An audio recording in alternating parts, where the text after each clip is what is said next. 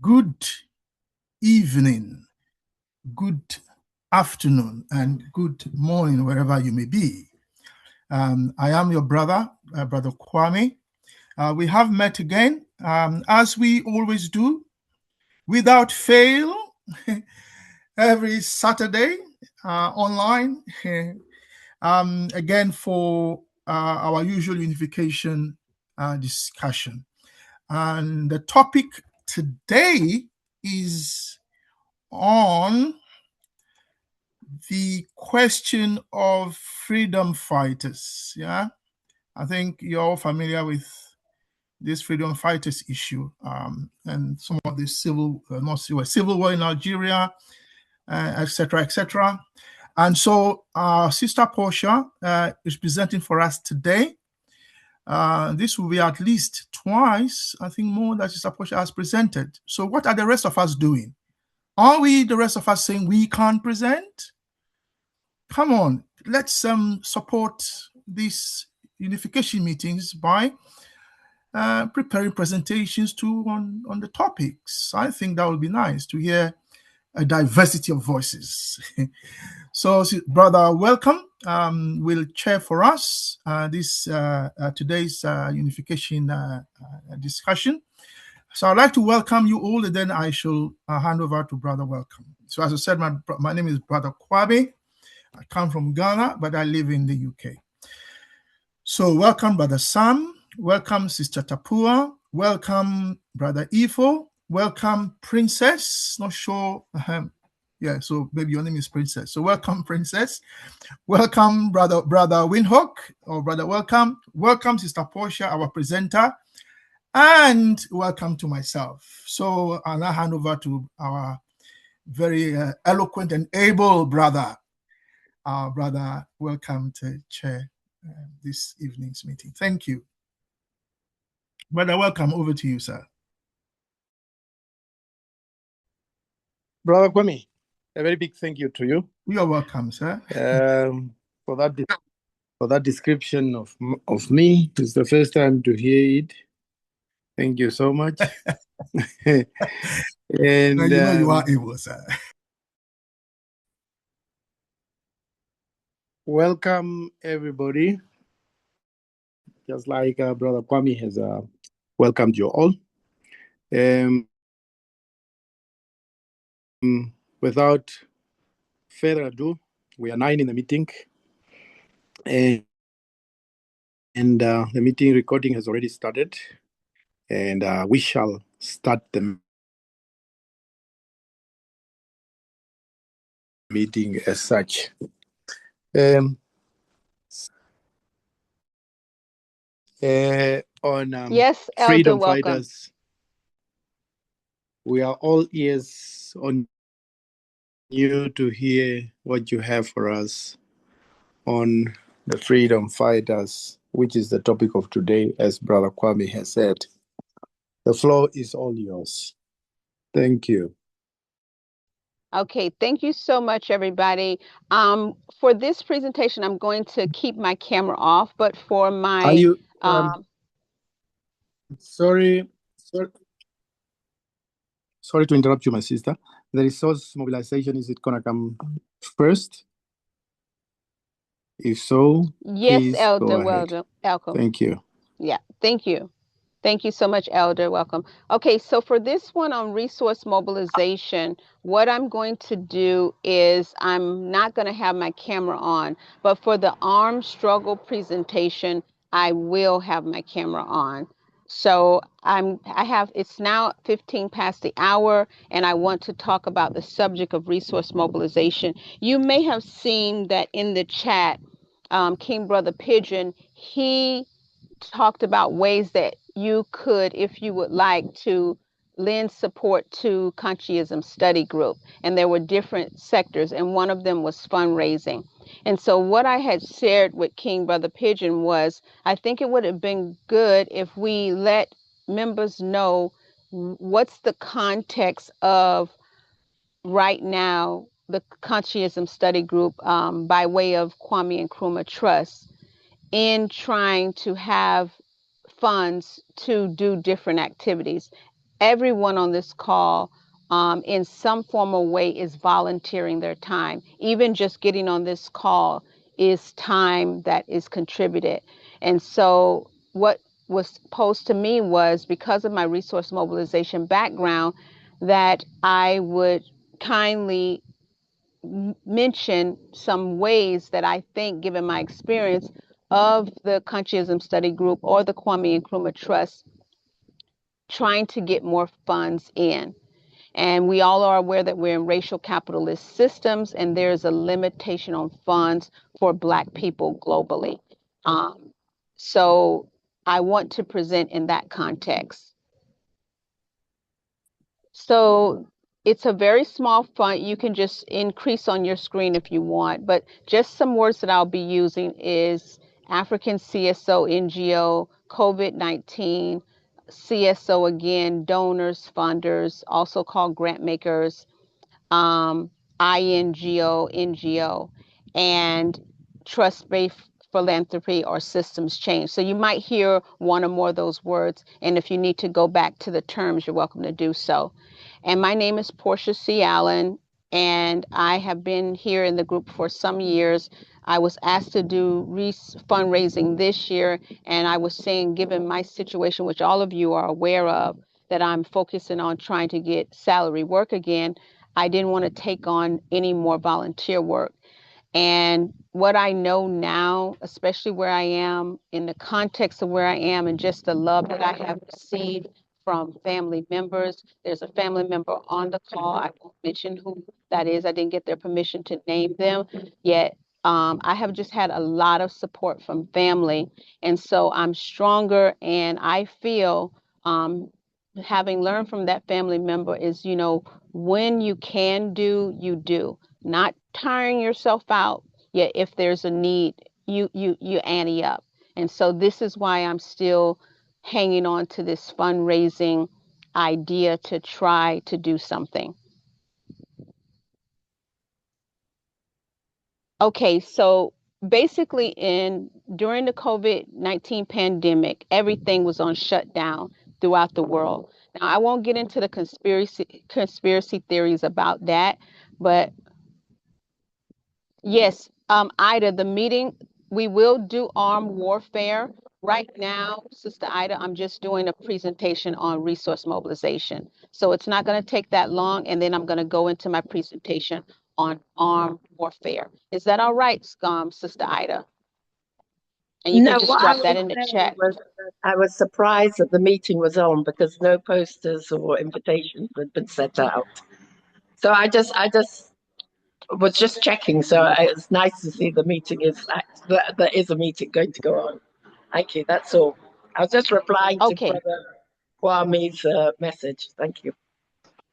Thank you so much for saying that. I did think that the posters had went out, and I'm surprised to hear that. So maybe we can check on our King Brother Pigeon to see why that wasn't so, because as we know, he is doing a volunteer work, and we just may want to check on him to see why the posters weren't sent out this time. Okay, thank you, Sister Ida. So I won't go into the conspiracy theories about COVID pandemic on that. What I can tell you is I was on the ground in Africa, and I was challenging grant makers, donors, funders at that time. That you see, in this case, now we're on lockdown. Many organizations don't have funding because you're only giving funding to project or program oriented ideas. And usually those projects and programs are at the donor's discretion. So during COVID-19 and these challenges that I wasn't alone, were bringing up, the grant makers said that they would ante up, and they would basically give direct, flexible, and multi-year funding, and that's unrestricted funding. So the promises were made, COVID passed, and to date, by and large, those grant makers have not given direct, flexible, and multi-year funding to African-led civil society organizations or CSOs or NGOs. So still, most of the money goes to a intergovernmental organization that's usually white person led. and it is not given to local grassroots communities who very much know what's happening, who know the people's names in their community, who know where someone lives. They're giving it to INGOs or think tanks that have these ideas of how to save, and I'm being facetious here, the Black people. So the CSG, even though it has just started to apply for some very minor grants, is in that context because CSG is African or African diaspora led. And so some statistics you can't see so clearly here, but basically this shows that the funding by and large is not going to those organizations that I mentioned. And then this one goes into the barriers, and I'll give you a copy of this PDF so you can see it more clearly. It goes into the barriers between African NGOs and grants. And the core of it is that you have a colonial type viewpoint of coming in, being a white savior, only giving stuff for capacity building, that's money, also having it be short term, probably less than a year, heavy duty applications, so a lot of checks and balances, a lot of screening, which is not saying you shouldn't screen, but in that regard, what's happening is the people who are really doing the work, who could really do great work, are not meeting those criterias. So this there was a report during COVID, and it was called the impact of COVID on CSO, African CSOs. And basically here, 1,039 CSOs responded, and most of them in this report were not even having money to pay bills, meaning that staff were missing paychecks. They were all working on volunteering, and they were just kind of hand to mouth type of situation. So this goes into another report, and it has these key findings. And I'm wrapping up soon because I'm mindful of the time. So you can see here 73.1 CSOs with a budget below 100,000, and that fundraising is the biggest shortcoming. So not only are they tied to just having these very restricted project program focused money, usually by and large capacity building, which I think is an insult, by the way. Not only that, they're not even having time to do the fundraising. So the report goes on, and then another one came up to the barriers of civil society also during the COVID-19 pandemic. So I say all of this to say in my 1 minute, and I'll make sure I share this PDF with you.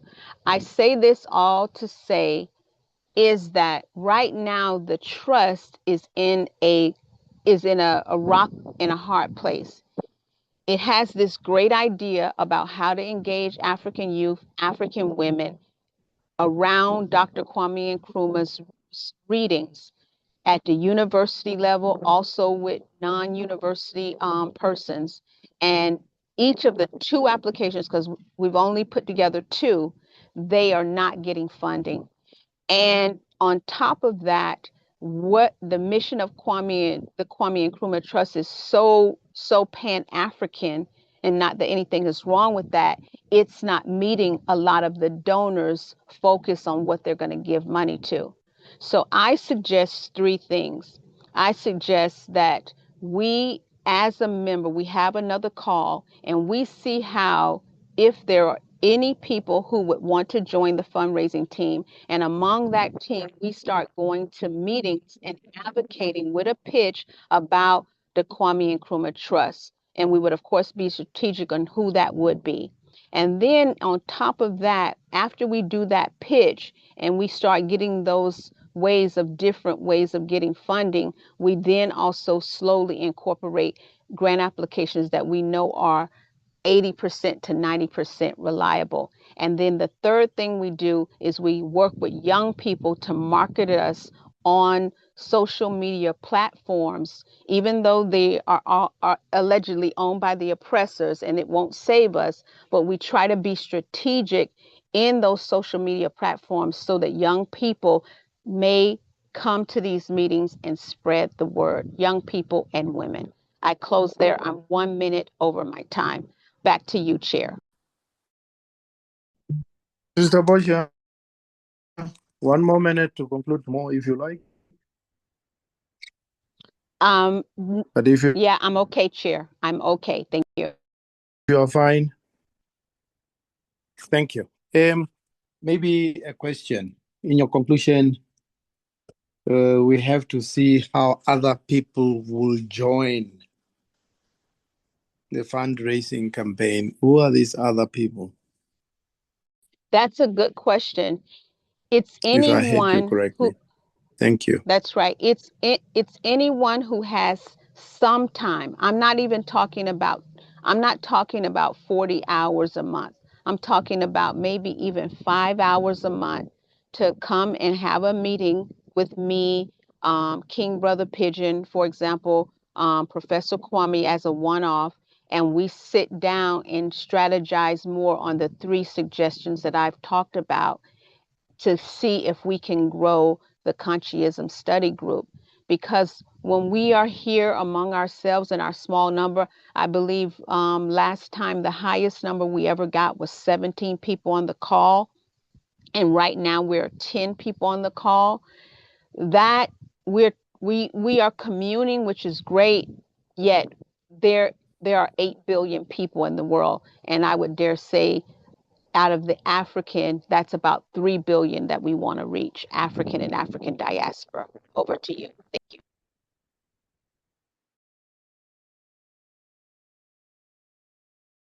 Thank you, my sister. Brother Kwame, any comment before we proceed to the topic of the day?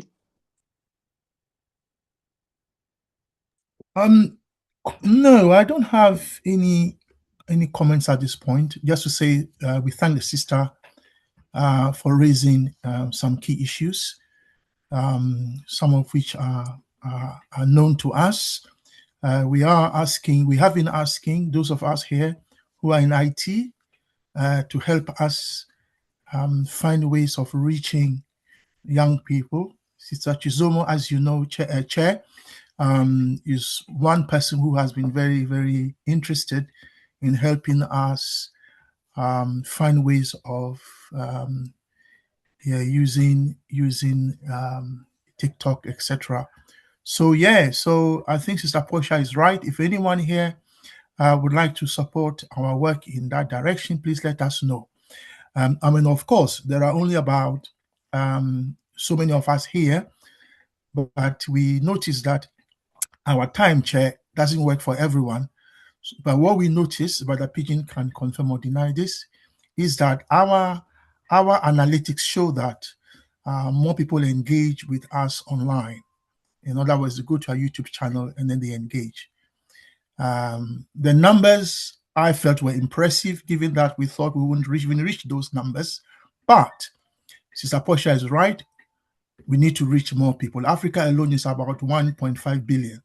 So reaching even 1,000 people is really still very, very small. So so Chair, that is correct. We need more people to come forward to help. A lot of the work has been left for only a few people. And I think more of us have to come forward to help with the work. And also, yes, we still need to find ways of reaching young people. Chair, I don't know if you're aware, but one of the reasons why we looked at iShow Speed was so that we see how he is able to create content around what he believes in, and therefore how we can also help create content around the unification of Africa and the fact that the organic and indigenous nations of Africa that have been here since the creation, even not if apart from the fact that they may have even created it, have been here all this while. How can we create content and mobilize resources and support around the indigenous nations and their unification? Yeah, thank you. I hope I didn't take too long. Thank you, Brother Kwame. You had enough to say. Unlike what you said, you have nothing to say. Thank you so much for those interventions. And it is now clear that we are looking for people to join our cause. Thank you so much, Sister Bojo, again, once more. And please hit the ground running on the topic of the day. Brother Kwame has taken some of your time. I have taken some. Please, the floor. Okay, thank you. Floor is yours, Can my y'all sister. hear? Thank you. Oh, no problem. Can y'all hear me okay? Just can maybe give me a thumbs up that y'all hear me all right.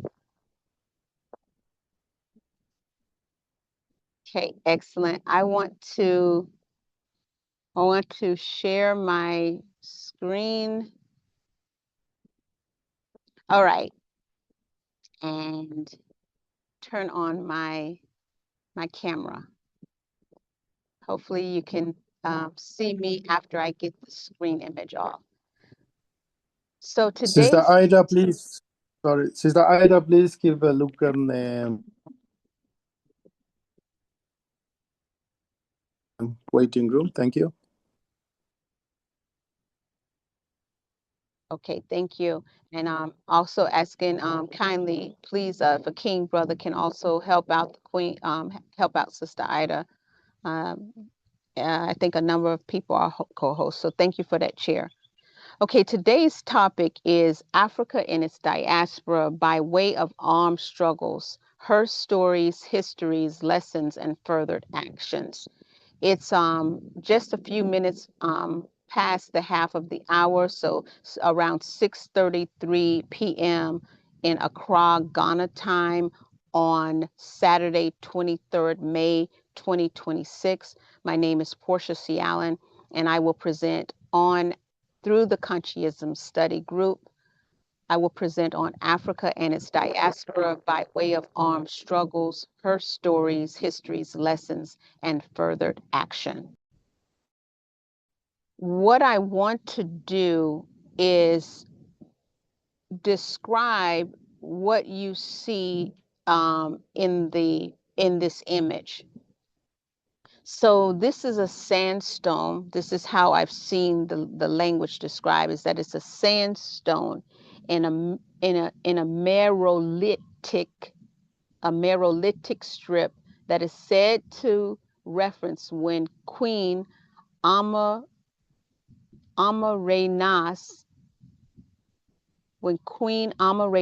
of the African kingdom of Kush defeated the alleged oppressor or an alleged oppressor of the Roman Empire. So in that script, which is in an indigenous African language, it is that battle is referenced. So what I want to do, and let me stop sharing my screen, is I want to show you, I want to talk a bit about that queen sister. So let me get that. One moment.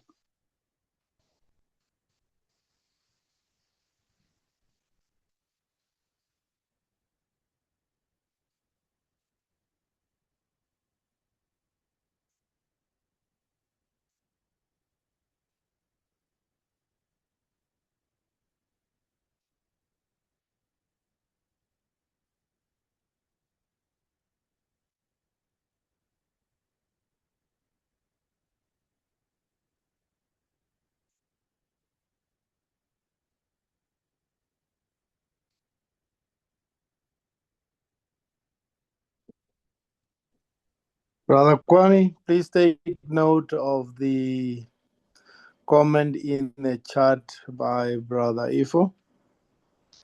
Yes, Brother Ifo, thanks. Brother Ifo had let us know that he wouldn't be able to speak, but he may be listening. He did mention that in the WhatsApp group. Yes, thanks. Yes, Chair, I am, as you said, monitoring the chat. Yes, thank you. Okay, pardon about that, Chair and members. Now, So there's something you need. Okay, so I've stopped sharing my screen, and now what I want to do, and I'm now on screen, is I want to talk about Queen Amanirenas. And this is the correct pronunciation of her name. I did Google it. So she defeated the Roman Empire during a 3-year war that took place before the type of calendars that we are currently using. So it was in an era of that time, and they describe it as 25 to 22 BC. And so there was this 3-year war, and I'm reading from a Google source. And basically, at that time, the Romans had already entered into Egypt, and then they wanted to come over into Kush. And the queen was not having it. And so she was quite militarily strong in that she took no prisoners from the readings that I saw. And I'll just read a bit of that. Quote, following the Kushite sacking of Roman cities, Roman forces retaliated, pushing back to the border. However, said queen's relentless guerrilla warfare and counter campaigns proved so costly for Rome that it forced the said oppressor to negotiate. This resulted in an unprecedented peace treaty in 22 BC, which made way that the kingdom of Kush retained its sovereignty without paying tribute to Rome. So I personally I wanted to show you, and I'm going to put that image back up on the screen again so you can clearly see it.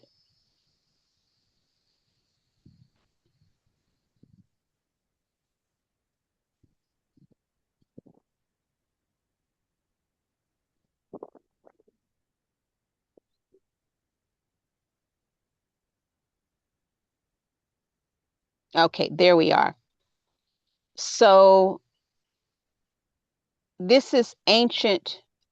This is a one specific example of a queen, a woman who went into warfare to defend her territory.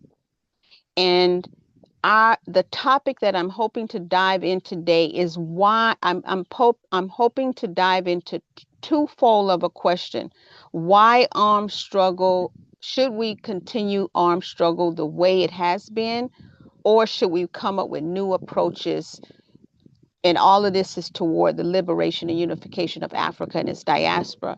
And why I began with this very early example and with the woman is twofold. Is sometimes there's a perception that women do not know how to protect themselves.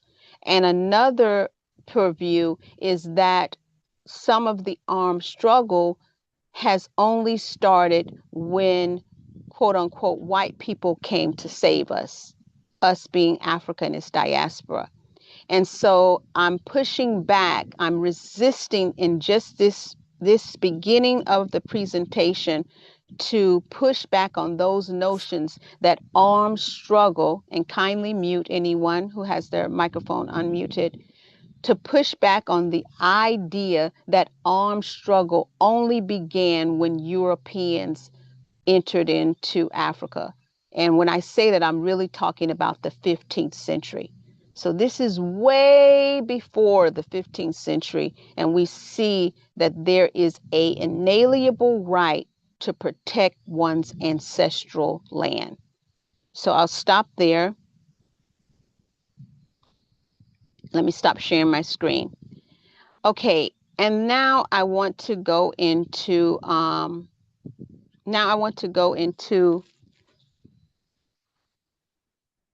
a bit more so you can see another example. And this one will not be this will be focused on the Americas, and in that you'll see how armed struggle also happened in Americas. What I didn't want to do is I didn't want to give a presentation that was heavily focused on North America.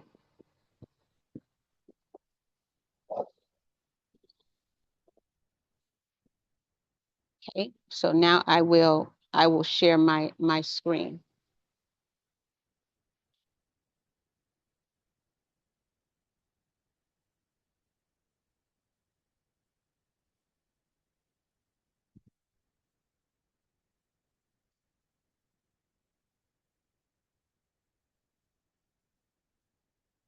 Okay. All right. So the writer is Bram Humble, and the name of his title, which is now it's going to set the stage of the second part of my presentation, is to show additional examples aside from the first example that I showed you in ancient Kush. Again, of the inalienable rights of a person or a group of people to protect themselves. This is not something that was introduced into Akibulan, presently known as Africa. It is something that is just innate. If someone comes and punches me in the face, I have a prerogative to stop that person from punching me in the face. Now, I don't necessarily have to go around punching people in the face, but in that very moment, if someone comes and tries to punch me in my face, I have a right to stop them from punching. And if that means that I have to put them on the ground, even though I don't know how to fight, then so be it. And so I very much believe that all of these examples of armed struggle are just showing something that is natural to us. So in this article, what Bram does is he looks into the Americas, and I'm going to show you some examples of that. So in this part of the Caribbean, and you'll see I have it there on the green highlighted for ease of reading, he was saying that in an essay, from Tanos to Africans in the Caribbean, Labor, Migration, and Resistance, the author argues that, quote, in Puerto Rico, many Tanos escaped to the neighboring Carib islands, shattering the myth of their traditional enmity with the inhabitants of those islands.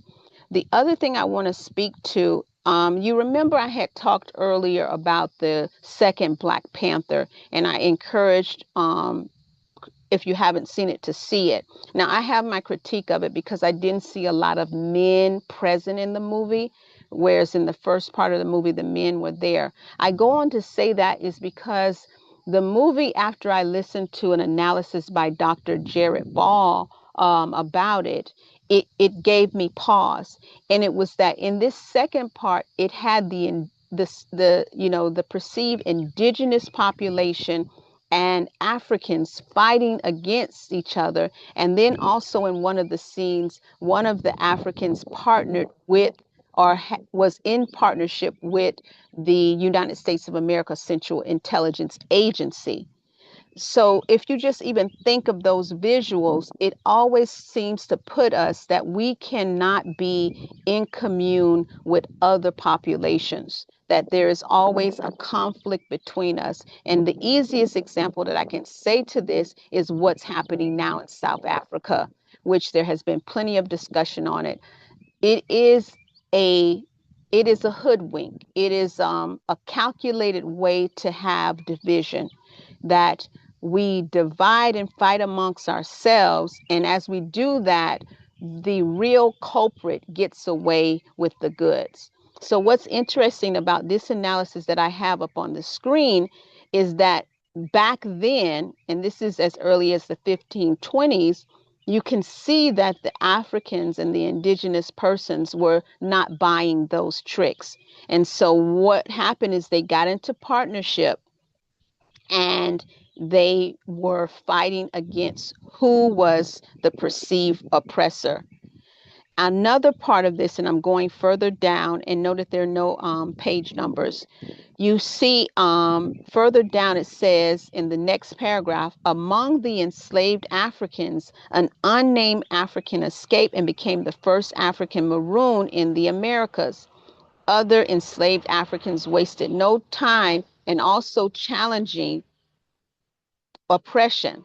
So, for example, in 1521, the enslaved Wolof peoples rebelled.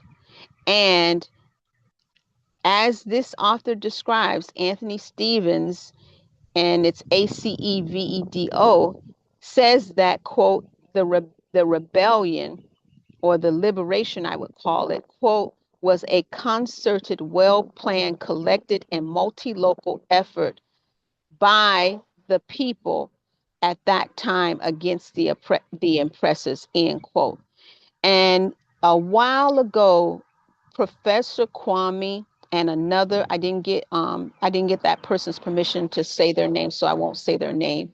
I just remember another person who said there are positive examples of us working together. Now, that topic at that time was talking about the divisions and how we should not get divided. That divisions are nothing but a trick to keep us from the long-term goal, which is the unification and liberation of Africa and its diaspora. But that being said, Professor Kwame's point, and that person's point is shown here, is that there were indigenous and there were African and indigenous, and I know indigenous is a bit of controversial term, but basically there was a comradeship happening when oppression was going on. And not only was it there was the comradeship happening, not only that, they was successful in overthrowing the oppressor. Let me go to another example.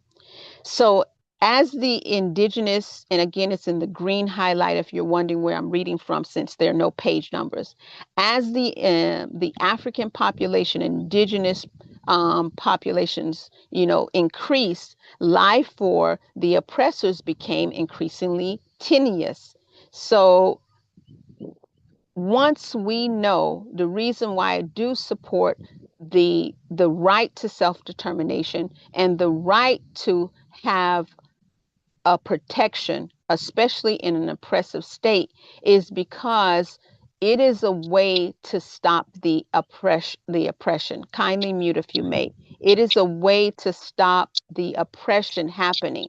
And I'm going to speak to that in a moment. Please, whoever has not muted, may you kindly mute.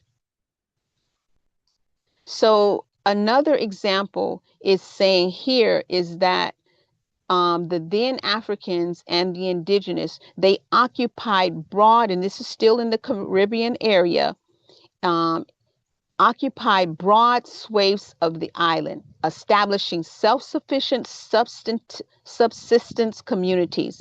The ability of the Maroons to free themselves from the bonds of chattel slavery, that's me putting words in, claimed suitable locations.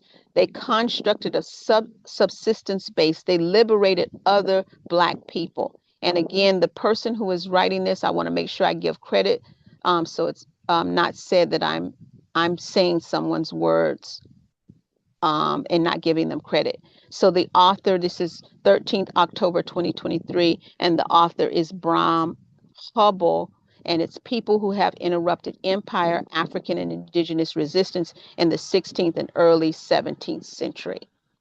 So I just got a couple of more, and I do ask for a time check. Do I have about 10 more minutes to present, Chair?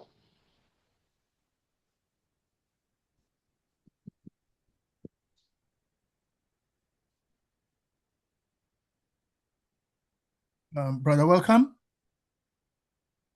The presenter is asking you a question. I was toggling between gadgets. You have got,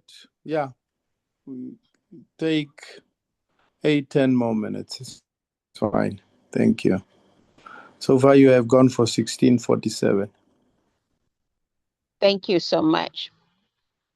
So Thank you. I've tried, yes, sir. Thank you, Chair. So what I've tried to do in this very short amount of time, and I want to acknowledge that when we talk about armed resistance struggles, we are having 7 continents, and in those 7 continents, there's such a diversity of languages, of past events, that I cannot do justice to that in in just 20 minutes of talking. And this is why I said again that I didn't want to focus on North America. I've done a lot of presentations on North America and Europe. What I wanted this time to was look into other parts of the Americas, specifically like Portugal, the Caribbean islands, for example. And so here, when you see another example of Central American resistance, it says just as the indigenous people and the Africans in the Caribbean islands challenged basically the oppressors' rule at the time, that same combination of people resisted the oppressors in Mesoamerica in the 16th and early 17th centuries. We hear this a lot, that we have always fought oppression. We hear that we have always resisted. This is another example to show that that is so.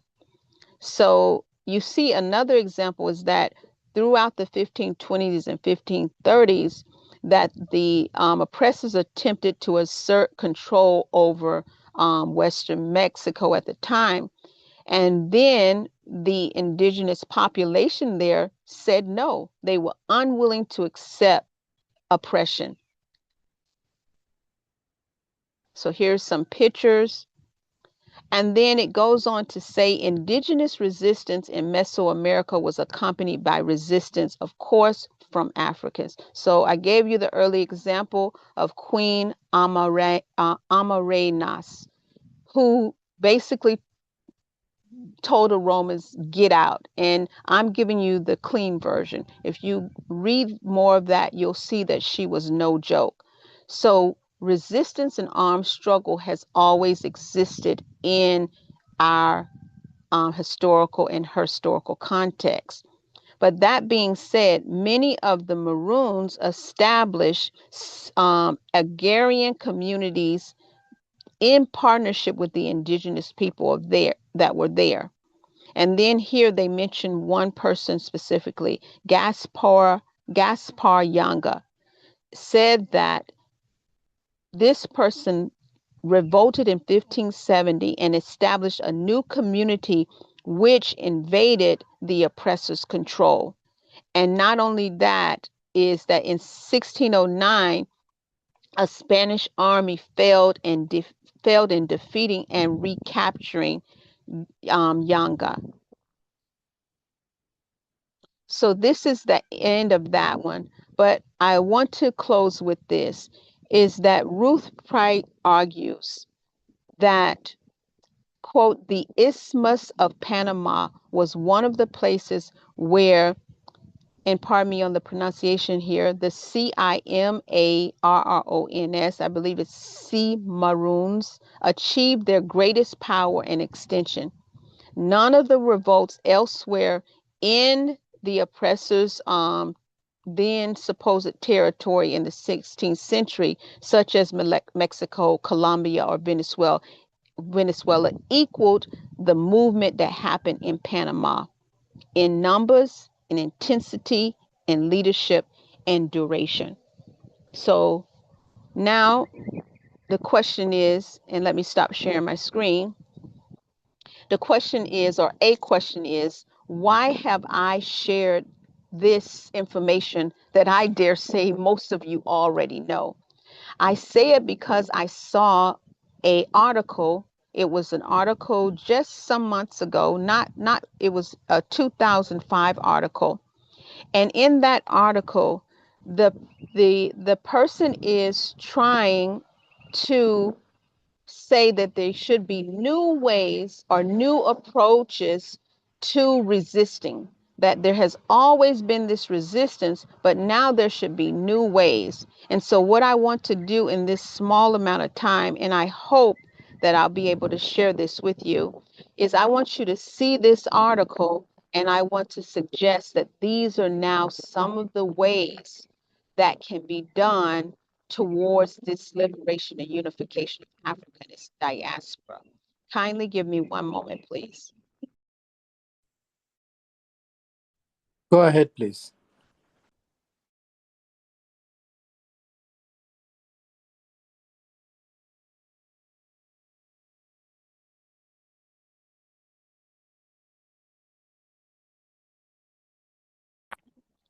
Okay, it looks like the article is not going to let me share because you have to be a subscriber. So what I'll do is, no worries, I will read those points to you, and that's fine.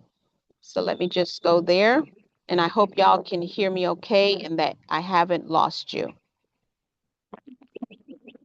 All right, the author's name is Boukman Bird. And the name of his article says Black Resistance and Rebellion from Plantations to Planeteer. And what he is acknowledging is that we as African people have always resisted. And he even notes the Kush Empire.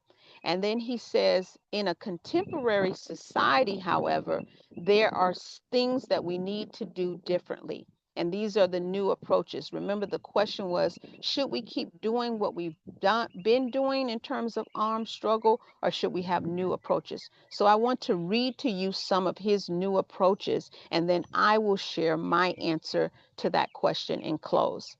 So he says that what has happened in armed struggle always has been what they call sabotage and passive resistance, the economic blow. So I'm sure you've been familiar with this. For example, in the United States of America during the civil rights um, movement, there was the Montgomery boycott. And economic boycotts have always been called, and protests have been called. What he proposes is that there is a modern adaptation, and he calls it quiet quitting. And this is something that's popular among the young people. Basically, they're saying they know these corporations do not have their best interests at heart. If they get sick, if they don't come into work because they have a personal issue, the corporations will fire them. I think you've already seen in the news that there have been some corporations have let a number of people go in the North American region. So what some of the young people that I have heard are saying is that basically when they go into these jobs, they're not going to give their all as we have been conditioned to do under oppressive systems. We are going to, they're saying, arguably just do just enough to get by. And that term is quiet quitting. And then another one is he mentions boycott. And then he also calls it digital arson, which is exposing people who are racist on social media. So these again are his suggestions. These are the new approaches from a young person. I'm middle aged, but I wanted to challenge myself by listening to someone totally different from my purview. And then the second thing he says that has always been done is running away, reclaiming mobility and autonomy. And so, what he is saying to do that is that you have to, or we have to leave places, companies, schools, organizations that are founded in racism.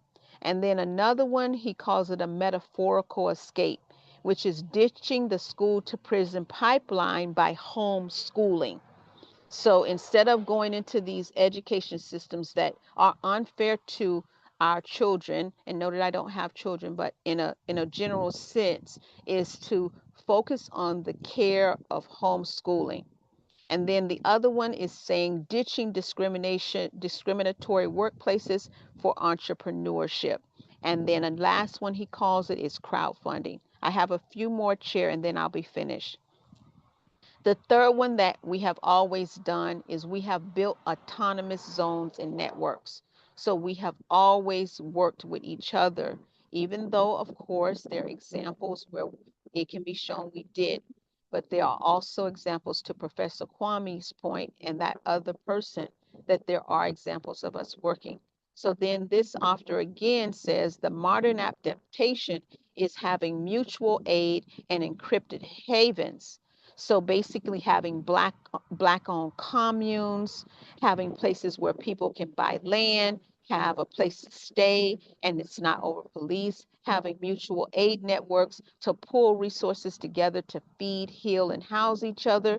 And then this word that he mentioned, palantir, it's saying that in this new age of oppression with the mass data collection, He's saying facial recognition technology or algorithms that justify criminal justice bias, that we as Black people must have our safe zones against these technology. Even right now, though, we're using Zoom and using apps for encrypted communication, forming alliances with other targeted groups, and using tactics like community patrols instead of calling the cops. And then the last one is cultural and psychological resistance. And he goes on to say the modern adaptation to that is having blogs, videos, podcasts, books, and films that center Black perspectives, interests, joy, and power, engaging in practices that are rooted in our tradition to stave off all the stuff that has been told that we are not worthy enough, because we are worthy. And I said that was the last one, but it's one more. He does call for direct action and guerrilla warfare. He says we've done that before, and he gives examples. He says the modern way to do that is it's not always being armed with something that can harm another person, but we can use our voices, our organizations, strategy, phones, the internet, social media, unions, voting power, economic power, and coalition. And let me just prop up this author again because it's a young Black man, and it's Boukman Bird. He's a Black martial artist striking through excuses, barriers, and feelings of powerlessness. Um, and I just want to give a shout out to him because I thought his point was well taken. And now I think I can conclude by giving you now my answer to the question. I think we should use both. So I agree with the young person. We should always remember where we come from. If we have to defend ourselves, like El Haj Malik El Shabazz said, then so be it. And at the same time, we're in a different type of world, but that should never take us away from our indigenousness. That is equally important. I yield. Thank you.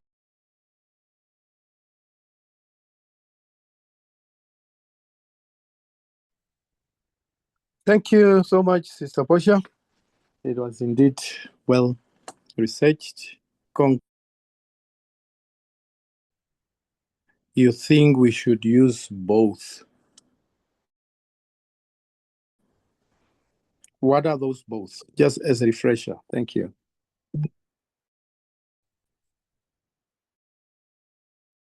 Elder, welcome. May you repeat that, please? In conclusion, your take is we should use both. In conclusion, my take is we should use What both. are those both? Sure. It's what I just said to you on the call, and I was not, these were not my words. They were a young person's words, but he grouped them into 6 groupings. And let me just, I won't repeat all that I said, but I do think it's important so you hear again what those are. So there should be number 1, sabotage and passive resistance, the economic blow. Number 2, it should be running away in terms of reclaiming mobility and autonomy. Number 3 should be what he calls a maroonage, building autonomous zones and networks. And then number 4, cultural and psychological resistance. Number 5, direct action and guerrilla warfare. And then number 6, oh, pardon me, that is it. Number 5, it's at 5, direct action and guerrilla warfare. So this is why I think it's important that we meet with young people to hear them, not tell them what they don't know. What I have found in my experience in just listening, actively listening to anyone, not just young people, is I learn more when I keep quiet. So I think we have a lot to learn from each other. And if we engage young people, for example, they can help us navigate a lot of this new technology so that we can stay ever forward to the liberation and the the liberation and unification of Africa and its diaspora. And I just wanted to say one thing. I was talking with a family member, and they said something very powerful. They were talking about a situation where someone was doing something. This was outside in a business area. And basically, the person had kept doing some harmful behavior over and over again. And the person had not got checked. But it wasn't until finally someone who came and checked that person, that then the person changed, or the person at least knew they had done something wrong. And I feel that with this racial capitalist system that really has got so much out of control, these systems, I feel it has got unchecked. And so it is not going to check itself, or these systems are not going to check itself. Yet if we have our own territories like we originally had, and we have measures in place that someone, when they are not being in accordance with ways of community, and basically they get out of line, and there's a way to check that person with love, then we will have less of the harm in this world. We cannot keep having people go around and harm each other and then vie to the excuse of, I didn't know, or just human. We must be accountable to ourselves, in my opinion, and others. Thank you. Thank you so much, Sister Portia. Well articulated, well summarized. Brother Pigeon, I welcome Brother Pigeon, welcome Sister Ama, One Map Africa, Chasa, and Brother Coco. Over to you, Brother Kwame. Any interventions before we open the floor? Thank you.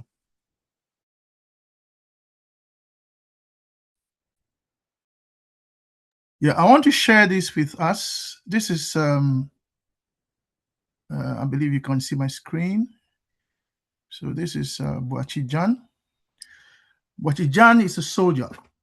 Now, if, so I'm basically also doing a short presentation, about five minutes, no more than 5 minutes. And that is that armed struggle, we talk about armed struggle, then we also should listen to our soldiers, because Africa has lots of soldiers, and there are so many serving in the military.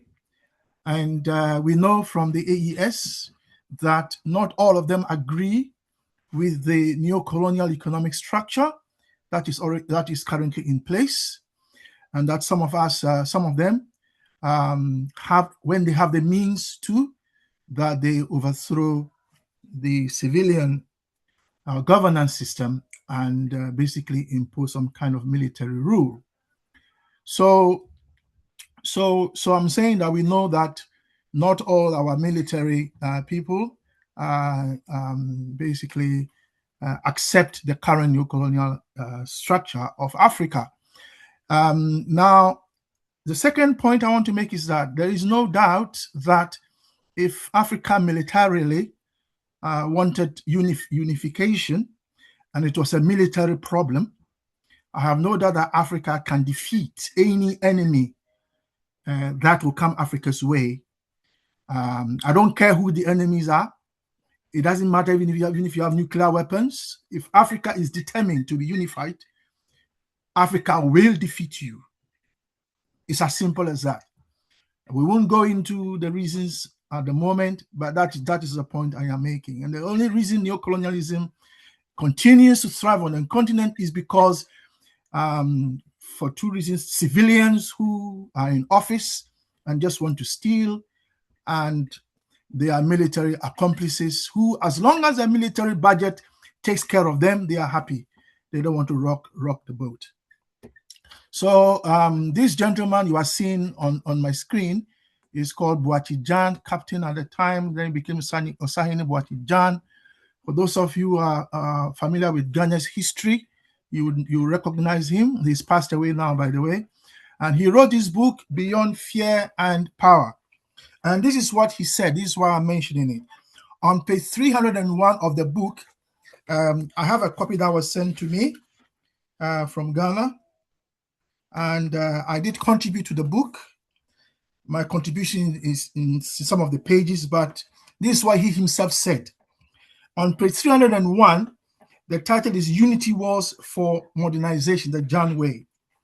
And I'll just read the first sentence. He says, Malcolm X once said, if you have a problem, find out how other people in history with similar problems to yours have solved them.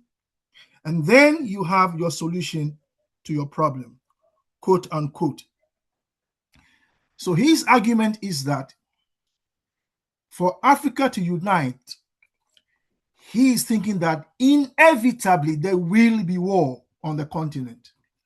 He calls these unity wars because it is clear, if you look at the AES situation, that there are soldiers who are not happy with the status quo on the continent, and there are soldiers who are happy. Yeah. So inevitably, his argument is that there will be war at some point, and that war will be a war for unification of Africa. So the armed struggle hasn't yet finished. It is an unfinished business, and South Africa, as you can see, decided not to fight. The ANC decided not to fight. So they were happy to just run the new colonial economy. It's caused problems. They are, as we all know, they are blaming other Africans when it is we who helped them to get independence. They are blaming us for their problems when it is the neo-colonial system that they have put in place that is a problem. So Chair, that is what I want to say. If you are interested, please purchase this book. I don't think it's that expensive, but it's looking here as very expensive. I think if you go into Amazon, I think it might be cheaper. Thank you. Thank you, Brother Kwame, for that intervention, for that addition. Indeed, it says, follow history and your problems will be solved. And there's also a word in my native for Shiherero, referring to ancestral land. For you to get back your ancestral land, you have to remember how it was taken away from you. And that is the only most probable way that it can be returned. So the code that you have just quoted is very much applicable in the African context. Thank you so much, Brother Kwame. To all the participants in the meeting, yes. Hello, Brother Window. Can you hear me? Pigeon. Yes, can you hear me? Yes, I can hear you. I can hear you. Apologies. I would like to share my thinking a bit, maybe in 2 minutes or so, 3, when it's okay. Mini presentation is very much welcome. Go ahead, please. No, thank you. Apologies, comrades. I've been having some network challenges here and there. It's affected me a bit. So the warfare, it's very important that Brother you look Sam, at it. I think I'll make my argument from what Nkrumah wrote in the book, the Handbook for Revolutionary Warfare. And the question is, why Nkrumah even thought that it's time for Africa to prepare for what he called armed struggle. And remember, Nkrumah went through the process. As Ghana, we know Ghana gained independence peacefully. But unlike Kenya, which used guerrilla, but this is now Nkrumah writing a manual for armed struggle. What did he see? And I think the central argument in the Handbook for Revolutionary Warfare, Nkrumah admits that violence is not a desired end, but a necessary reaction to the violence of the oppressor.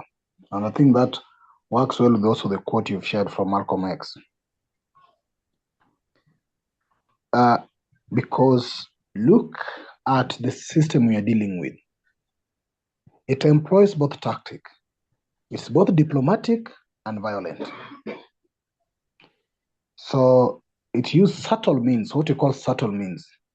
It uses both subtle means to keep us in the state where we are, but at some particular moments, it also uses violent means. We saw what they did to the likes of Nkrumah, even though it was not that clearly violent, what they did to Gaddafi, what they did to Lumumba. Even look at the story of Magufuli being talked about. Look at the attempts they've been making towards Burkina Faso leader. So some of the actions taken by the people we are trying to liberate ourselves from is not only peaceful. They employ various tactics, the soft means and the hard means. And therefore, we cannot meet them with carrying our hands and praying for them that it's going to be all well. And I think the conditions we find ourselves might not be the same as even during the independence. As I've said, some gained independence without too much bloodshed. Some did it. And that means that we must be prepared by all means necessary, as Malcolm says, to actually gain our liberation. And as per the words of Malcolm as well, then the end will justify the means. Look, for example, what goes on in my country, Kenya. We try to protest a finance bill that is sponsored by IMF and the world, whatever international organizations. But what are we met with? Bullets and guns sprayed on us in the streets. What should we do? Raise our hands and pray for them? No, it can't be that way. And that's the interview I watched of one of the ministers from Burkina Faso asking that you demand Burkina Faso to go to democracy and that democracy is the only way to peace. And he asked himself, we happen to do what you call a revolution without a bloodshed. Your democratic elections have resulted to death of so many people. But any tangible change in terms of development of a country, zero.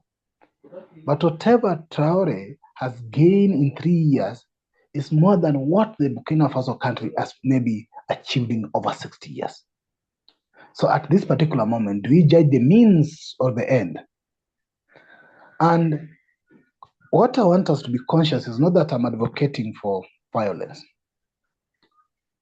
But as they say, they came with Bible, then follow with the guns.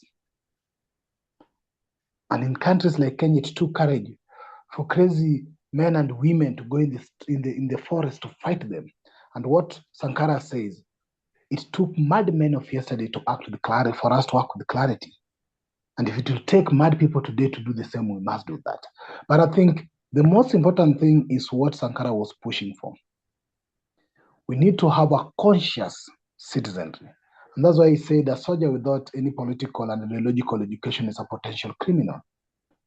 And that's what Brother Kwame is mentioning. Because you have soldiers who are acting as the defense between us and the puppets. If they can be conscious, like what happens in Sahel, where soldiers consciously decide to protect the country, well and good.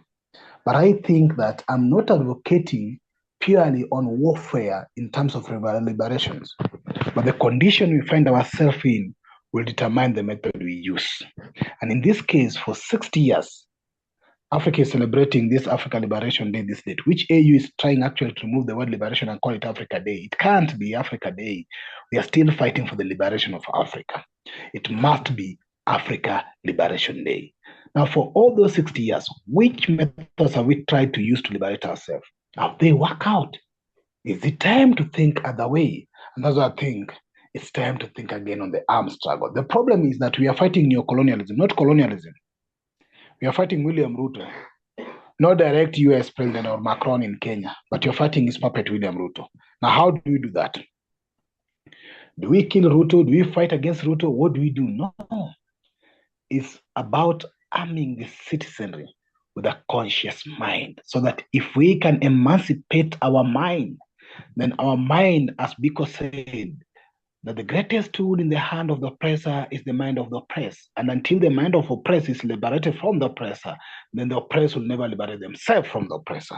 That's my end of my little submission. Thank you. Back to you, Chair.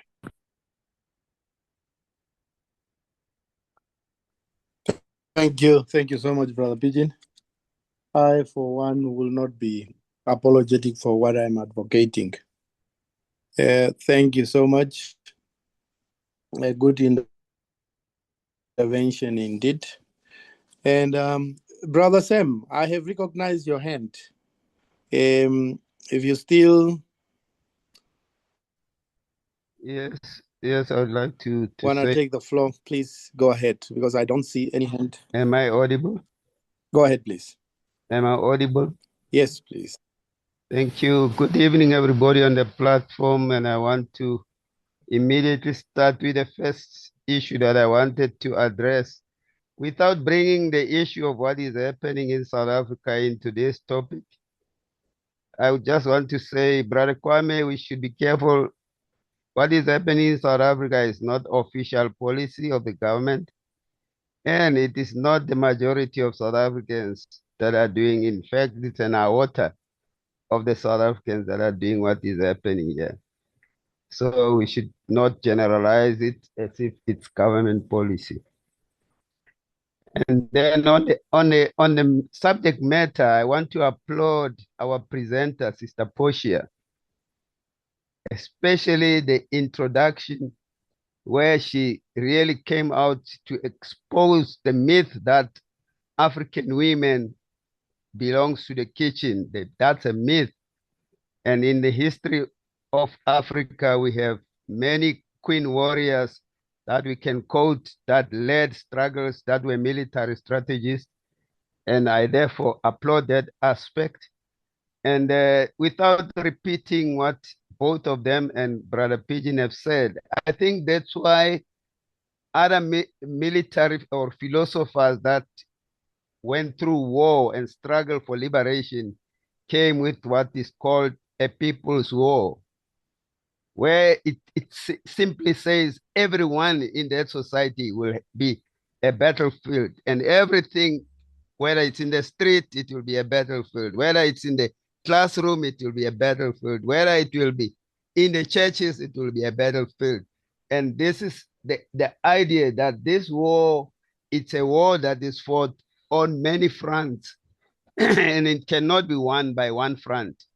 And that is why, as freedom fighters, as Brother Pigeon said, we need to sharpen our mind. We need to arm ourselves. This armed should not be seen as a weapon like an AK-47. It should be seen as all forms. Other people said when Tiger Woods is carrying a golf stick, a club, people will say, you are holding a club, but he will tell you, no, I'm holding a whole multi-million stick that can liberate everybody from poverty. So we need to see this struggle in a new perspective. We should not narrow it to say armed struggle is just that weapon. We need to know that, as Sister Portia said, somewhere one of the strategies, when the enemy is too strong, you will have to retreat and take as if you are running away. But the idea would be you would be avoiding a direct confrontation. And that's how this whole matter we should understand. For our total liberation, the most important thing for me is we should never lose the focus of what we want to achieve. And lastly, what I always say, we need to really calibrate to say, what do we mean when we say we will be free, we will be liberated? Can we put it into something tangible so that Nothing must stop us to reaching that. I always say in South Africa, we are in this state because in 1994, when the enemy was still strong, some people of the leadership believed that we have overcome, and they came into this settlement that is bringing all these problems that we are seeing today. Thank you.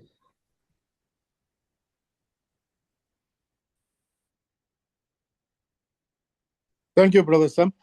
Sister Amma, your hand is down, but I have taken note of it. Sister Amma? Yeah, hello, good evening, everybody.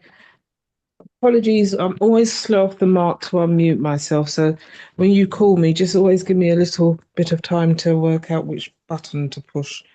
It's not a deliberate thing, it's just something. So first of all, to our sister Portia, thank you very much for a very good presentation.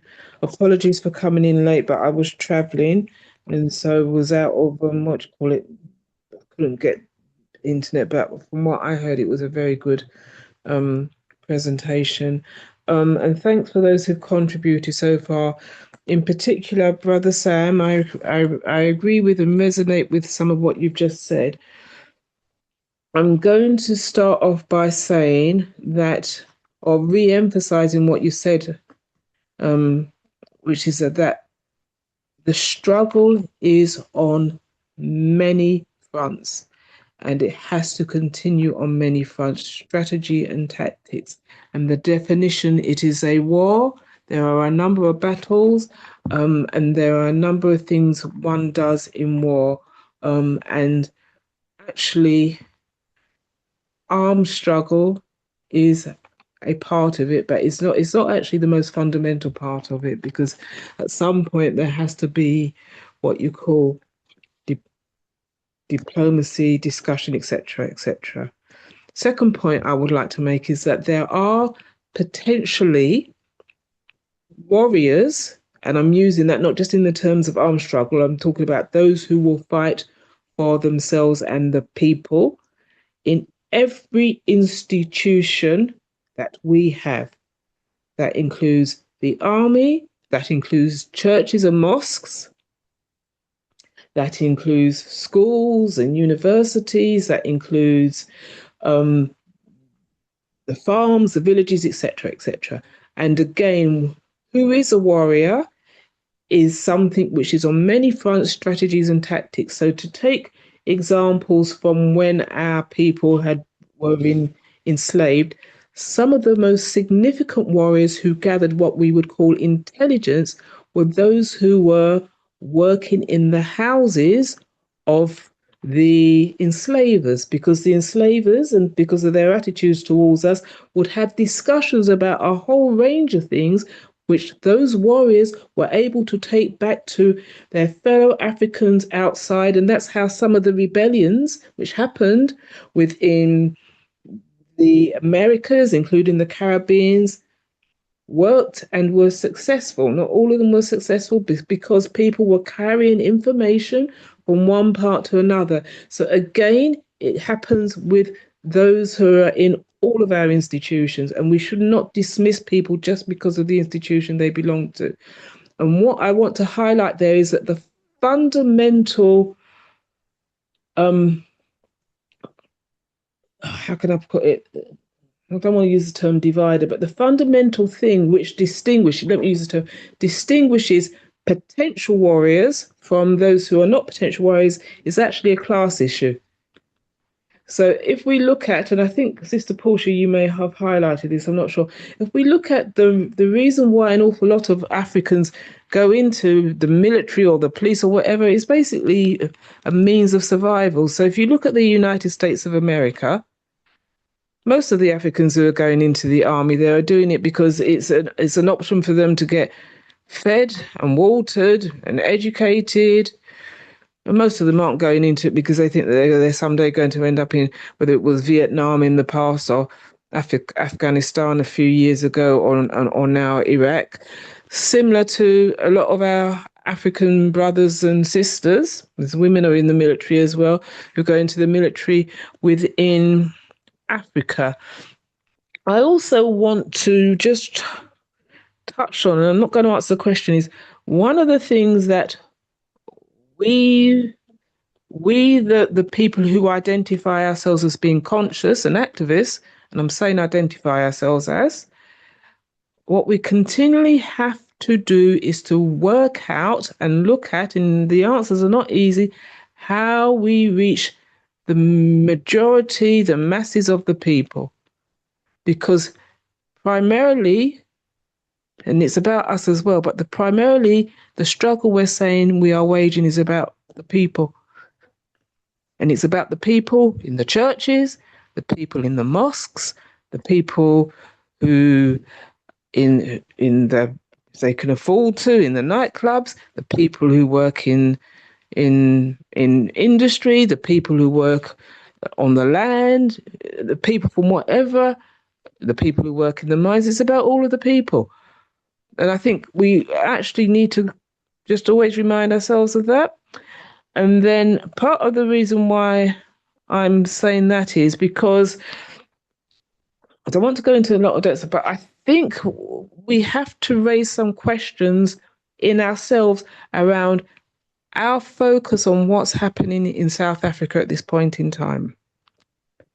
Because I will wholeheartedly agree with Brother Sam when he says it is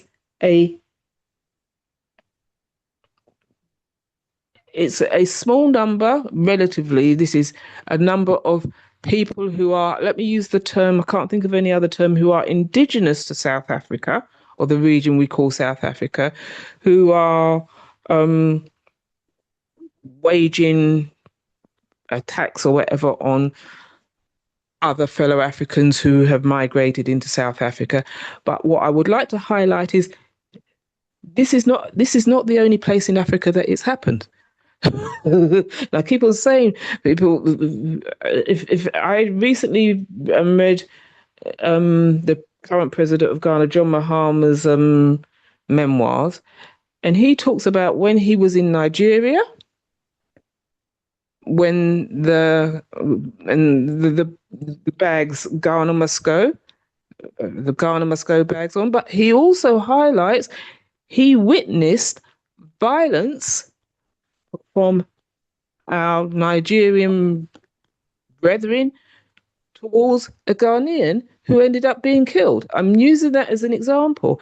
And also, there throughout Africa, and these are things, we've got Africans in the Sudan who are being violent against other Africans in the Sudan. So let's put it in the whole context of what is underpinning some of this inter-African violence, and not just highlight and focus on South Africa. As much as we need to condemn the violence. 1 minute to conclude, Sister Amma. Yes, I'm going to finish. As much as we need to condemn the violence, more importantly, we need to look at what is underpinning it and look at how we collectively can influence people, our people, at what I would call that level, not to identify other people who are, who are also struggling as the source of their issues, but to actually tackle the real enemy.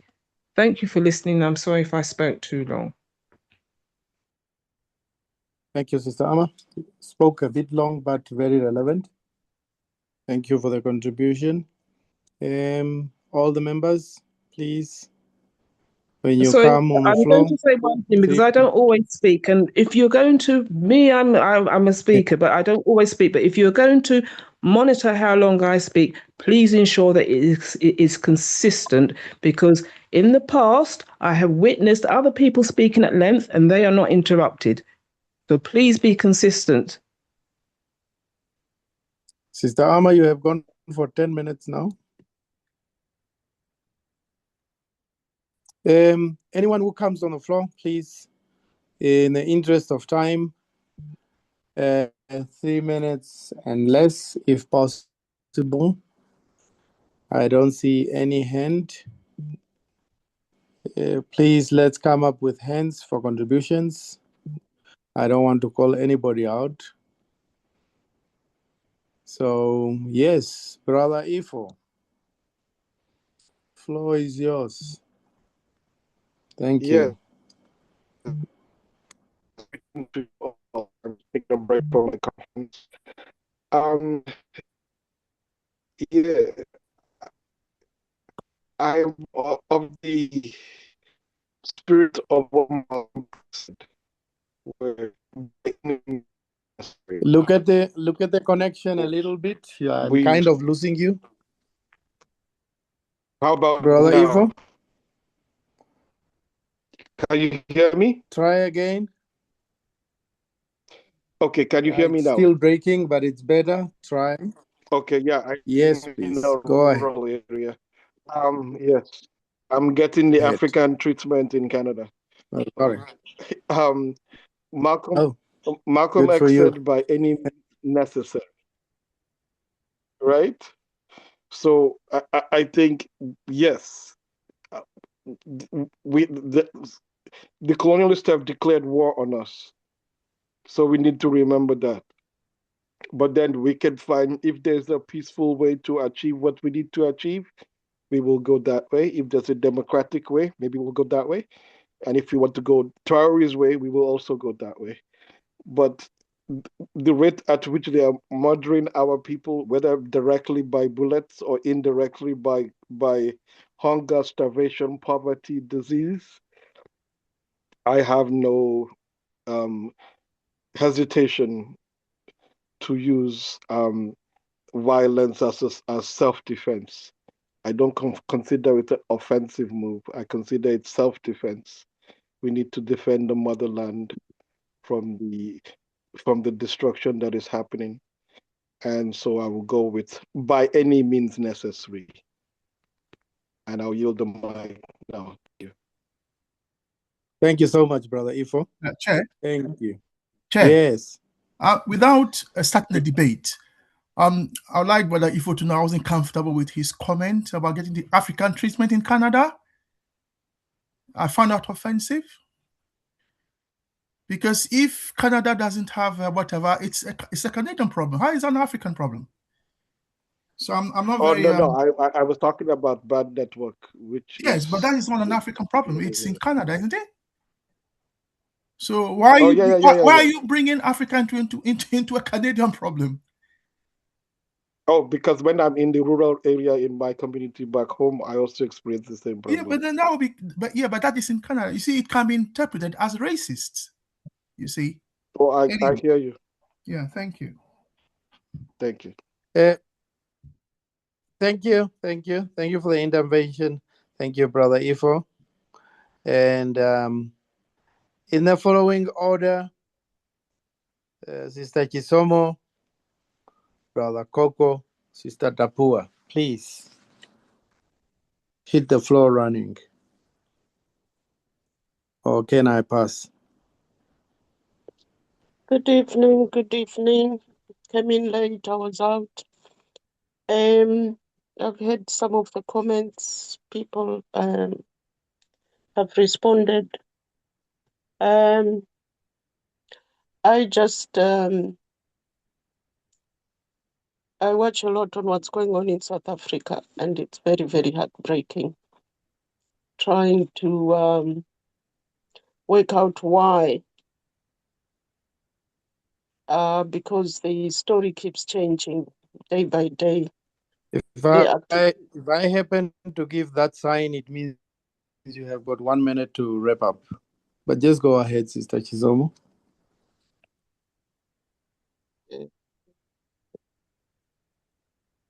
It's going to be long, so I'll leave it for now. Thank you.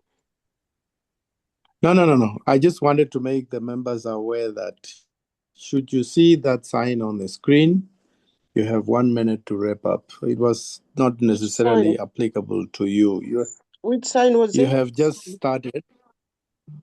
It is this one of the clock. All right. Okay. You have just started. Yeah. Just go ahead. Yes. It's difficult to explain because it keeps changing faces every day. The reasoning behind it keeps changing. So a lot of elements to it. Before the elders, when I mean elders, I mean the the Mbekis and the whoever's who were there at the time came in a bit late to explain the situation and to try and explain to their people, because they were disputing the fact that all along they were disputing the fact that Africa helped with apartheid, and they kept saying where the receipts, it's all lies and whatnot. Then they started coming. I don't know whoever told them to come out and say something. Now they're saying something to try and explain how Africa was involved and stuff like that. So the more that these stories keep coming out, then the movement changes the story. Sometimes it's about sponsors, sometimes it's about immigrants, then it's about foreigners. Now it's just today I heard they want to chase out the owners of these car dealers, Ford and whoever else who are in the country. They're now saying we can walk, we don't need your cars. So the agenda is not very, very clear. They don't seem to know. Once they are countered by their arguments, they then change direction and things like that. So it's obvious somebody's behind it, but who is? Is it our own people or the other side? And the other side has also intensified. They now have their podcasts to explain why, as Black people, we can't manage things as ANC, how they've damaged the economy since taking over, and they need to come back and rule, and all sorts of stuff going on. But the problem is the young people running these movements, the Black South Africa is not listening, and they're not interested in listening. They're just blocking every single explanation. So you just wonder what's going on. So I can't really say much. Just watching the developments, and people are so scared of the 30th of June, which has been declared by one of the activists, or are they activists or vigilantes, whatever word they are using them for. He just declared 30th, everybody must go, and everybody's actually scared, is running scared. And I'm thinking, if the government deploy the army, are they armed to fight back? Would it really happen? The government recently took out a number of people to check their papers, and only two, or from the street, literally picked them from the street and went and tested, checked their papers. They were all genuine. Only two people, one was rejected and the other one had false papers. The movement didn't come back to respond on that, but they are gathering momentum. Just now they're going into people's homes. There was one guy whose furniture, he came back home to find his furniture outside. I don't know how they're accessing these homes, obviously breaking in. So all sorts of things happening, and why we would do that to each other, I have no idea. It's really, really, really getting very, very complex. And in a few matches, you see a few white people. There's particularly one white woman who keeps appearing in a Match and Match T-shirt. I understand she's the founder. At one point, she was interviewed and she says, "I hate blacks. I hate foreigners. This country is ours. I was in Zimbabwe. We got kicked out by Mugabe and we came here. And this is our country." So I don't know what she's going on about, but she walks around with Jacinta. So I don't know. That's me. Thank you. Thank you, Sister Chisomo. Thank you so much. Sorry for interrupting. Brother Coco, and I say, Sister Chaza, they in the chat, the Zionist. Can you come in there for a minute quickly?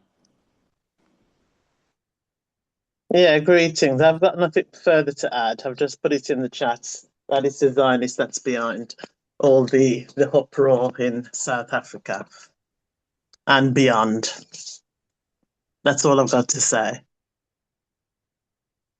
Thank you. Can I quickly say one little bit?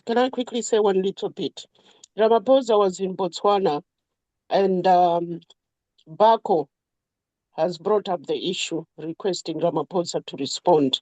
He wants the immigration system sorted out and that it's unified within the southern region, and he must respond soon. So hopefully we'll see what happens. I think there's a meeting coming up of foreign ministers in South Africa soon. So they might address this. A few countries have unified their systems, but obviously South Africa, even Becky has agreed, South Africa is isolating itself from the Pan-African movement and from the unity of Africa. Thank you. Brother Coco,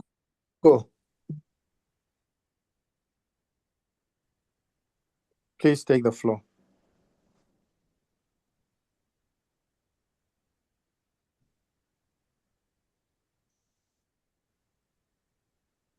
Sister Tapua? Hello, comrade. Greetings, everyone. I hope I'm audible. Am I? Thank you. Yes, sister, we can hear you. Yes, we can hear you. Yes. Okay. I agree with a lot of the suggestions that have been made, but what I would like to emphasize is that for me, my opinion is the intellectuals that are letting down, the woke intellectuals that are letting down the African struggle.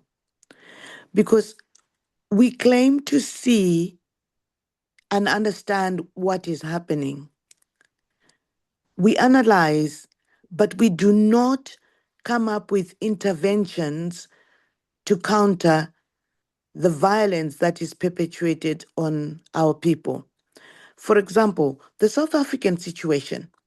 We know the South African type of education that people received, education that subjugated them. But as intellectuals, and particularly the South African intellectuals who were within the struggle, I think there was a failure to continue with the struggle to support the people. It was almost like there was a feeling of we have arrived. And then that was it. And people forgot that we need to continue to prop and support our people so that they come along with us. And what is resulted is a letdown, because we need to do more in terms of educating people, getting people to know who they are, getting people to be confident in who they are, making people understand that if you're subjected to trauma, what you get back, what you give back is a reflection of the trauma that you have. And it's almost like a crying out that you need help. And what we have with South Africa and Africans in general is that we need to get the people who can analyze the situation to analyze the situation and simplify the messages. I've been coming across, they look like AI produced they call themselves United States of Africa. They have simple messages, but powerful messages. They have messages that pick up on heroes and heroines in short, sharp presentations that address some of the topics that we are dealing with. Because, for example, with our discussions that we post on our YouTube channel, they're too complex. They take a long time. People are trying to make a living, trying to make ends meet. And if we don't go out there to give people snippets of information that help them to stand and help them to understand what is happening, we won't go anywhere. Because, for example, one of the ones that I've liked is of a young lady who's trying to explain to her fellow South Africans that the boundaries that we have are Berlin boundaries. And she uses very simple examples. I noted that she makes some factual mistakes, but they're by the way, because I appreciate her effort. That she's telling people that the Ndebeles across the Limpopo and the Ndebeles on south of the Limpopo are the same people. She's taking people throughout Southern Africa in a way that they understand. So, considering the South African situation, we are outsiders. We're already called foreigners. And we know that the colonialists and Please the conclude, white Sister Tapua. okay, right, the white population is using fellow South Africans to deliver their message. We need to do the same. We need to find South Africans who will speak in a South African manner to their colleagues so that they understand what's going on. I think it takes us putting some effort in empowering them. Thank you. I'll stop there for now. Thank you, Sister Tapua. Thank you so much. Brother Coco, can you come, or must I still pass to Dr. P? Am I audible? Do you hear me? Yes, you are, my brother. Thank Go you. ahead, Yes, please. we Thank hear you, you. Chair. Thank you, Comrade Chair. Thank you, everyone. Thank you, the presenters tonight. I am humbled to be part of you. I don't have a lot. I only have this quote from Chief Red Eagle, who I saw on my daughter's door this morning. It's a two words or two-pronged saying. He says, angry people want you to see how powerful they are, but loving people want you to see how powerful you are. So I see lots and lots happening on the African continent, and I see lots and lots happening amongst ourselves. Even in this session tonight, you can tell me, but there is divisions. There are divisions. So I think we have to start first by forging some sort of union, some sort of understanding, especially the fact that all of us want more or less one thing. We want free Africa, united Africa, prosperous Africa. There will be differences in how we want that to happen.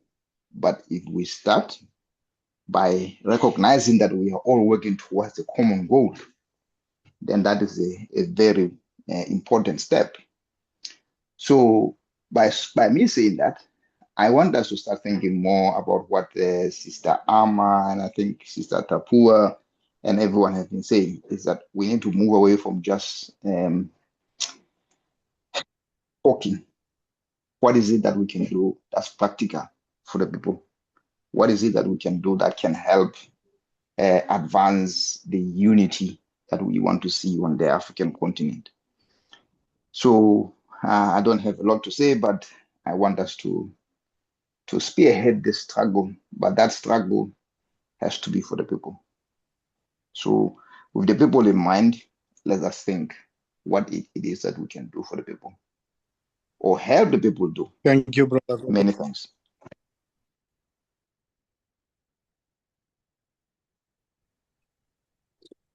Dr. Piri, please try less than 3 minutes.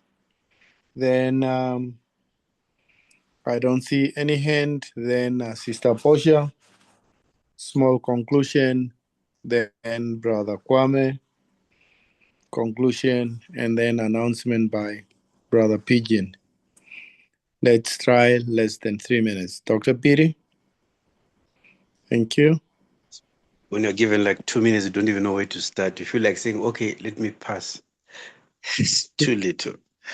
Yeah. Try to. I've lived in South Africa for compress. 21. Yeah, just listen to me, so I don't take my time. Okay. I've lived in South Africa for 21 years. I'm a Zimbabwean with Malawian origin. I've witnessed every wave that have happened in South Africa from 2008. Unfortunately, I was unable to give a presentation when we said something on South Africa. People who comment who have never stayed in South Africa don't know the conditions of poor South Africans. It's terrible. People don't realize that. The majority of poor South Africans, their conditions are terrible. Even what is happening now, when people now are coming up, people should also understand where the anger is coming from. It might have been already directed to the foreigners as such, but also it's also a big thing, which is bigger than the groups that are coming up. And even the violence that is being expressed, most of these protests are very big. There's very little violence happening, but people tend to amplify that. So I think the issue of South Africa should also be looked at, reflecting on our African experience in general, because what is happening in South Africa now, it also happened even from the 1950s, 60s and 70s, actually 60s and 70s, even West Africa and going to other African countries. There's a deeper problem. It's not really a South African problem. Actually, it's a deeper African problem. So I don't want to keep on going, but I think the way South Africa is described and the graphic in which especially the outside media is expressing it, it's a bit too much than what we witness. There are protests, yes, there are people who are protesting, but they're not as violent as people like picture it. And people tend to over-explain some of the things that are happening here. So I wanted us also to say, let's sit down and reflect on what is happening in South Africa. And also, let's also think about the majority South African poor who are living in a country that is one of the largest economy in Africa, but they are living in abject poverty, despite what the government gives them. So I just wanted us also to reflect on that and also try to balance our discourses of it. Because me, I live in South Africa. South Africa is more like my second home, actually.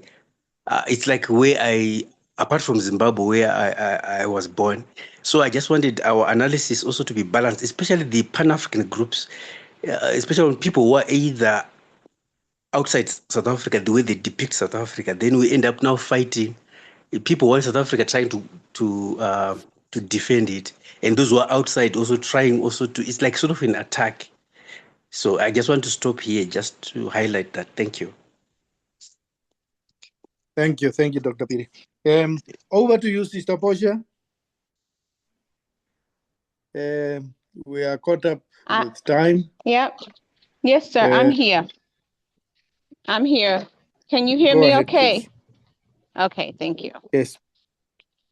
Okay, I just want to turn my camera on so you can see the natural world behind me. And I want to just take off my shoes and ground with Africa. So what I hear all of us saying, and we have been saying it for several months now, is we require action. I want to say to each of you that already you are acting. You are doing some type of action because I see it, even if I can't see you on the ground, but I observe and hear and listen. And already each of you is doing some action. So that's the first point. Now, may we expand and coordinate that action? Yes. And so this is why before my presentation, I gave the call out about coming together and let's meet for this fundraising, not giving beef money, not giving CSG money, but how do we get this message out of CSG and what it's about to young people, I said, and women. There's a whole world out there. So all the action that we are doing, each of us, how do we coordinate that together to expand this as we learn and as they also learn? And now I do need to say this about Queen Sister Alma. It's just because she always, like all of you, have so much wisdom and knowledge. She always is cautioning us to be mindful that we don't go into a situation and try to, and this is what I heard, and if I'm wrong, Sister, I know she will she will lovingly check me. But basically, we also can learn. Those of us who are very conscious, who know all the books, who know how to speak whatever eloquently or write the words, there is also something we can learn from the people in the club, from the people who do not have whatever degrees, the people who do not speak English the way we are, or whatever other languages we speak. And we got to go to the people. She always say that we have to go to the people. And this is what Fred Hampton, I was going to try to play his clip, but due to time we can't. But basically Fred Hampton said, revolutionary Fred Hampton said, we stopped talking and we just start doing. So let's now expand our doing, because we already are doing. We just got to expand it. Thank you. Thank you so much, Sister Portia. Thank you for the overall presentation once more. Yes, excellent eye opener. Brother Kwame, final intervention. The chairmanship is over to you, and then Brother Pigeon can make the announcements. Thank you. Yeah, thank you. Yes, I would like to make a few points very briefly. Yeah, first of all, thank you, Sister Portia, for your presentation. Thank you and also for always stepping up to do presentations. I think more of us here have experience. I don't want to mention names, but I know individuals here who have years and years of experience on the ground, who can do presentations to educate all of us. So please come forward, and if it is the slides you have difficulty putting together, Brother Pigeon and myself can support you to put your slides together. But please, don't just make interventions or say nothing. We need your wisdom, because you are important to the struggle. The second thing I want to say is that the question of action has come up. I want to make this point clear first, which is that one of the goals of these Saturday sessions is so that we can make press releases. It doesn't matter that we have different opinions, yeah. But so far, I have been saying this, and it's as if nobody's listening to me.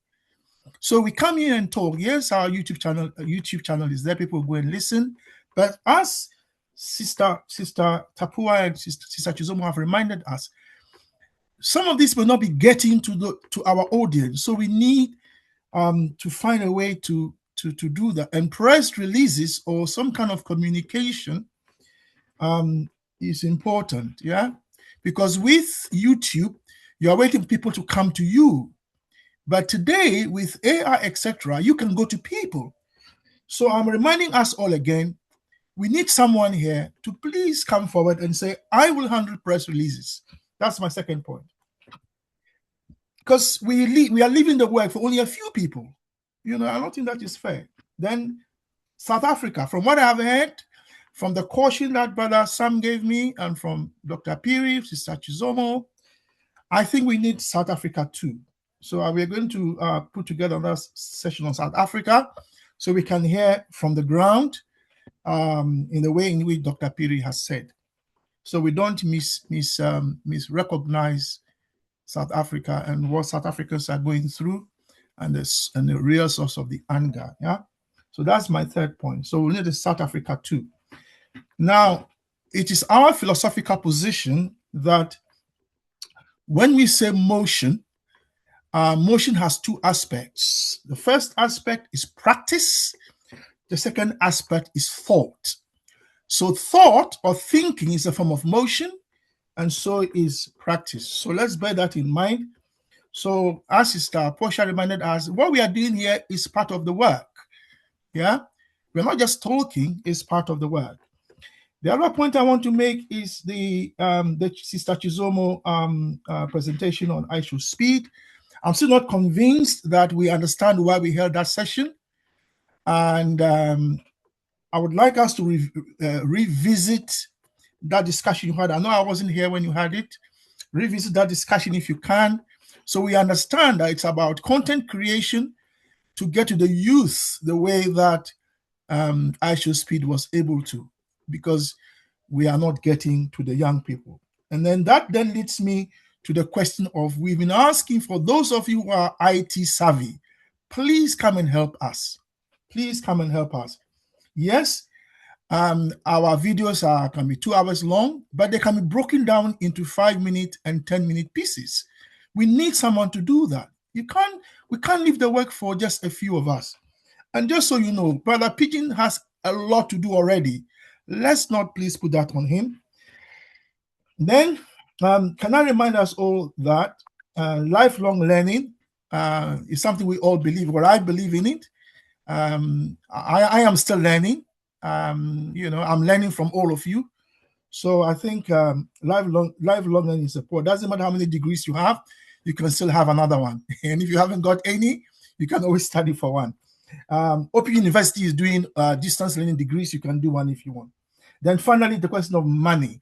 And I think Sister Portia again has come forward to help us with the issue of money. The struggle cannot be properly done without resources. And so we need resources. So I think this is something that we will have to come to, because there are millions and millions of Africans, but our monies are not going into the struggle for the liberation, unification, development of Africa. And our money needs to go to where our mouth is. So those are my comments on what we've heard so far. Today, I will then ask Brother Pigeon to make the announcements, and I will share the slides, the page for the session for next week. So, Brother Pigeon, over to you. Thanks. Thank you. Thank you very much, Brother Kwame. Thank you very much, Brother Window, for always stepping in and sharing this session. Thank you very much, Sister Portia, for your presentation as well. I'll not say much. I think the next topic for next week, we are looking at policing intelligence and continental order. So that's the topic: policing, intelligence, and continental order. If you wish, as Brother Kwame has said, and I think we need to give ourselves this challenge to just volunteer and do research a bit. So we can say, okay, I'm handling that topic for next week. Probably I'll do the research. Maybe where you need help, we work together so that we can produce something. So that's the topic.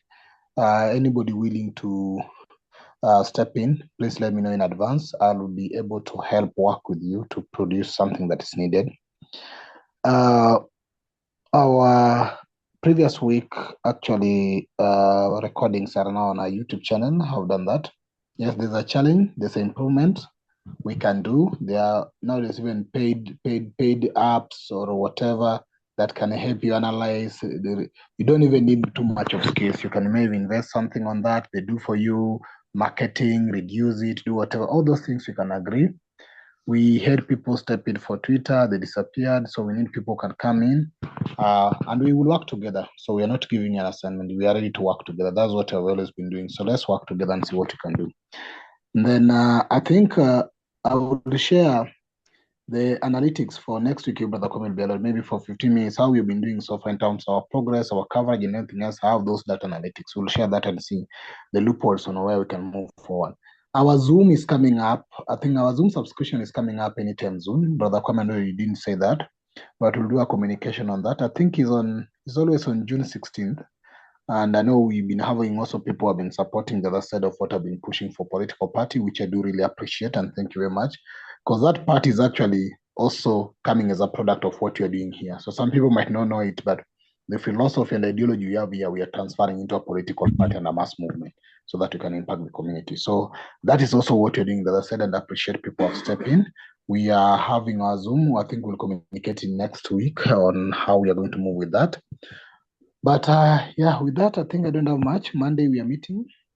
There are so many Africa liberation events going on, so please keep sharing them on our WhatsApp group. Let's try to attend any. I think I'll be attending one in Kenya physically either on Monday or tomorrow. We have Bishop Maponga here, Dr. Uma, and some other people. So we'll be attending this. If there's any forum, please attend there. Share what we do what CSG is all about, as Sister Portia was saying, and let's then also contribute to those discussions.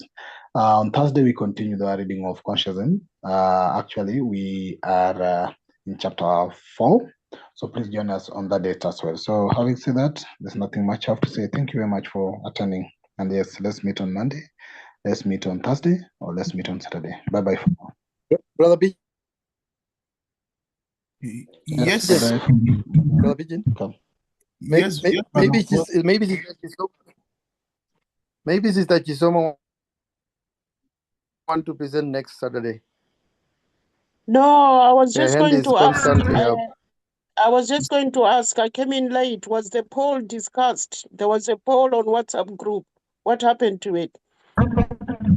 No, that one I haven't concluded the end. It was running 7 days. So based on how people have chosen every area where they want to work on, we'll then maybe classify them, have an active leadership that run each of the group.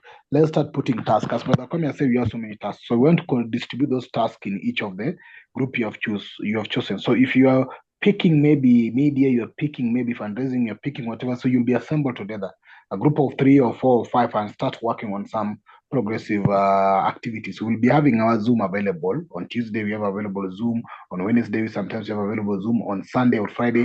So each group might have a weekly or 2 weeks meeting so that we start putting something together. So I haven't reached a level of classifying or categorizing people because the 7 days is not yet over, but I've seen people are actually selecting what they're selecting. So let that selection be over, then you see how we can group you together and then see how we can move forward together, because we need to have active meetings and each group working on something, even as we meet general on Thursday or Saturday. That's the intention, so that we can put our hands together.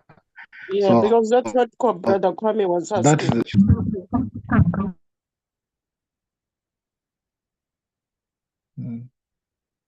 Okay. Yeah, I think, so did you have anything else to add? No, I was just asking that because of the question you raised earlier, because the answer is in the poll. Okay, yeah. Thank you for drawing my attention to that. That once the poll is over, we'll know who wants to work in what area. Thank you. So please, if you haven't taken the poll yet, and you are in the CSG WhatsApp group, please do so. Thank you very much. And I think what Brother Pigeon reminded us is important. CSG has not put together an ALD event. So we are joining other organizations. So if anybody wants to, basically, I think a lot have been shared, but if you think that there is a particular one you want us to attend, whatever, please let us know. And yeah, so that is it for ALD. I know that Ken and I are having one on Sunday, which is to do with the idea that there is one God, one God, one destiny, something like that. That is something that Marcus Garvey believed in. Yeah, one of the things. So yeah, so if you want to attend that one, I think Brother Pigeon has shared that also. So if you want to attend, please feel free to attend. So in short, attend whatever you like, basically, and share the message, as Brother Pigeon said. Okay, so in the absence of any further business, shall we say this meeting is now closed? Yes? Hello? Good night. Yes.